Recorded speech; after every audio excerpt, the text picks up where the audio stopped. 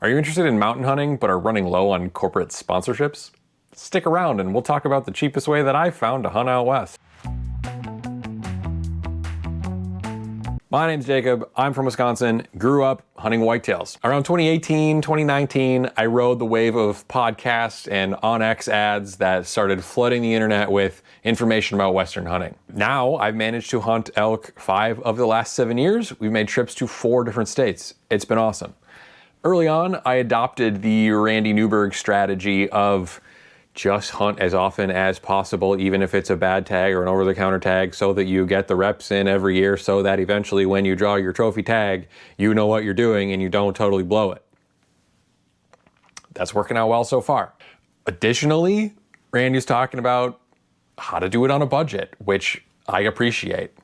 I'm similarly constrained, interested in how to do this on a budget. And after a few years of these trips, I realized how little I've spent on tags combined with how much experience I've gotten, and I want to share my method. One big caveat up front, this probably isn't for everyone. If you've got the resources or the connections or the experience, if you live in the mountains, if this is not a big deal to you, then don't listen to me. If you've got a better strategy to hunt every year that you can afford, that you're happy with, love that for you. Go ahead, do that. But if you're like me, non-resident, flatlander, adult onset mountain hunter, tight on money, low on mountain experience, then I think this might help. An additional thought, these trips that I've taken have all been elk hunts. We like that. It's high adventure, high challenge, but it's also high yield. You get the most meat. It's easy to split up. That's a spoiler. Okay, moving on. Maybe the economics don't work quite so well on deer or antelope, but maybe they make more sense if the tags are cheaper.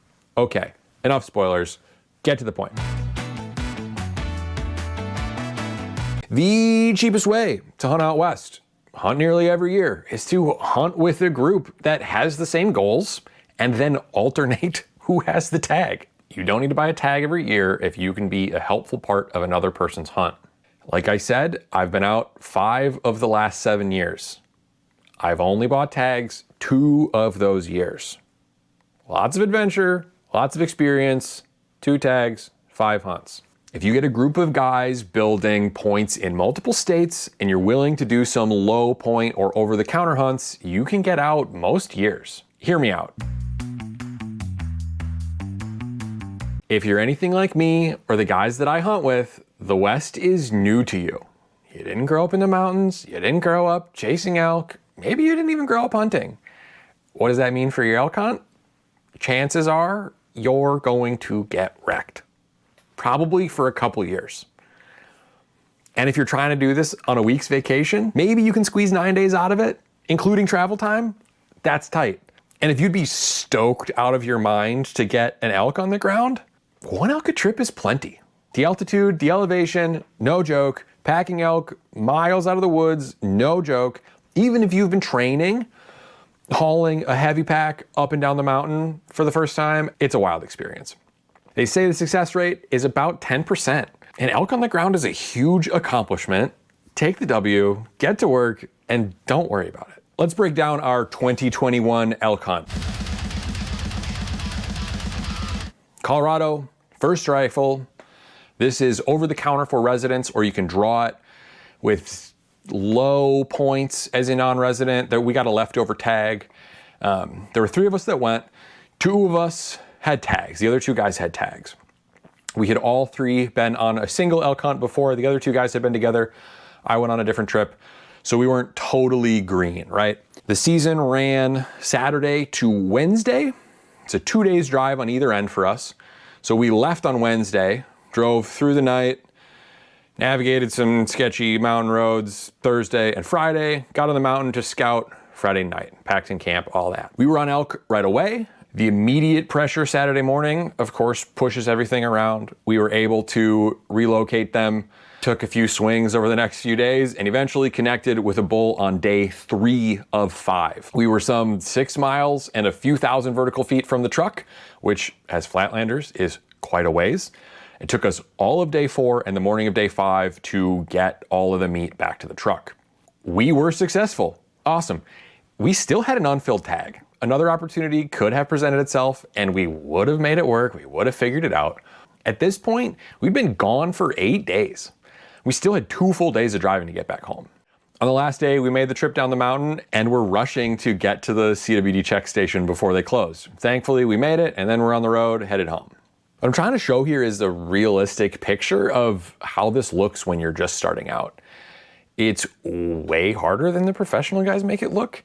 They have so many skills, they've got so much experience, so much repetition. They make it all look so easy, which is the point, and it makes it appealing and it makes us all want to do it and want to go out there, and we buy their gear and yada yada, but there's a lot that you don't see. You don't see year after year after year of them field dressing, getting the meat in your pack, opening up your pack to get everything strapped to it. They've got all these skills, they've got all this experience, so all this stuff looks like a breeze. It looks so easy when these guys do it, right? It's gonna take you way longer than that. It was probably 4 hours for us to get the first elk taken apart, which is fine. Like, it's part of the learning, but it's just gonna take you forever. The other thing too, there's parts of the process, like the CWD check station. You don't see much of that in the hunting show, but it is critical. If you don't get there during business hours, you have to wait. And you have to stay in town another night to wait till they open. It's just gonna take you more time than you think, all of these little pieces. So that was that trip. A few years later, one of our guys drew a Wyoming general tag with 5 points. We got our group together, combined our efforts, went out again. This one was similar. We got on the mountain before the season opened, did some scouting, got into elk early. We took our opportunity with a cow elk on the second day of the season. We had seen some other bulls, seen some other cows, wanted to take the opportunity that we were presented, right? We're new to this process. This was the second legal opportunity. Let's take it. We don't know what else we're gonna see, right? And even at this point, we'd been gone for 6 days. We had to get the elk off the mountain, drive 2 days home. Me and one of the other guys had 2 full weeks off. So if we didn't make this opportunity happen, we could have stretched it out. But even considering that, we're up at like 10,000 feet. They were calling for a foot of snow the next day. Maybe that's manageable for you and your rig and your comfort level or your whatever, but I'm up there with my daily driver. I've got to drive this thing 1,000+ miles home, 2 days. I'm relieved to get off the mountain and not have to fight through a foot of snow. So then this past year, I pulled the tag, invited all my same buddies. We put our heads together, split gas, split hotels, learned a bunch, had a great time.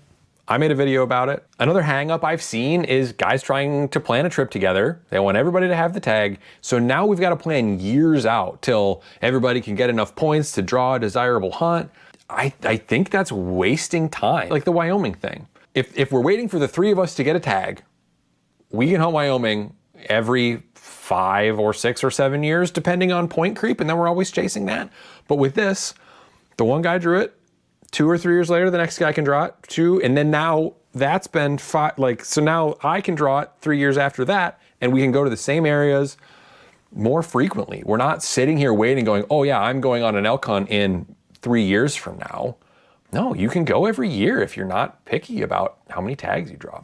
If you get a tight group, similar goals, similar styles, that's important too. You got to be on the same page with what style. Thankfully, we're all young and spry and want to backpack and sleep on the ground. But if you want to do that and you got buddies that want to run a 4-wheeler up and down the road every day, this strategy is going to be tough. But if you're on the same page about what style you want to hunt and you're able to alternate shooters, you can go back to the same areas more regularly, you can learn a ton, you can get the actual experience that it takes, and you can do that without wasting a ton of resources. Maybe it sounds like I'm saying just mooch off your buddies' tags, but it's actually the opposite of that.